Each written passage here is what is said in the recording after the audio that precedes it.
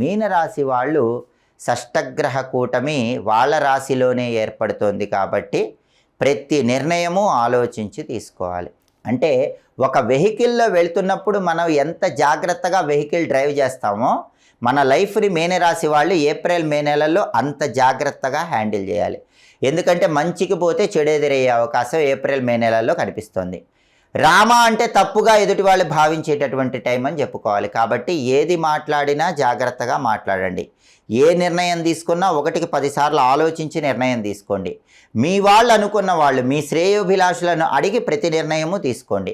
అలాగే సాధ్యమైనంత వరకు ఇగోను పక్కన పెట్టండి. ఇగో ఉంటే మాత్రం ఏప్రిల్ మే నెలలో షష్టగ్రహ కూటమి వల్ల మీనరాశి వాళ్ళకి ఎదురు దెబ్బ తగులుతుంది. ఇగో మొత్తం వదిలిపెట్టి మీ శ్రేయోభిలాషులు చెప్పినట్లుగా వింటూ ఏ మాట మాట్లాడినా 1కి 10 సార్లు ఆలోచిస్తూ ఏ నిర్ణయం తీసుకున్నా 1కి 10 సార్లు ఆలోచించి నిర్ణయం తీసుకుంటే షష్టగ్రహ కూటమి వల్ల ఏర్పడే వ్యతిరేక ఫలితాల నుంచి బయటపడవచ్చు. మళ్ళీ జూన్ నుంచి క్రమక్రమంగా అనుకూల ఫలితాలు అందిపుచ్చుకోవచ్చు.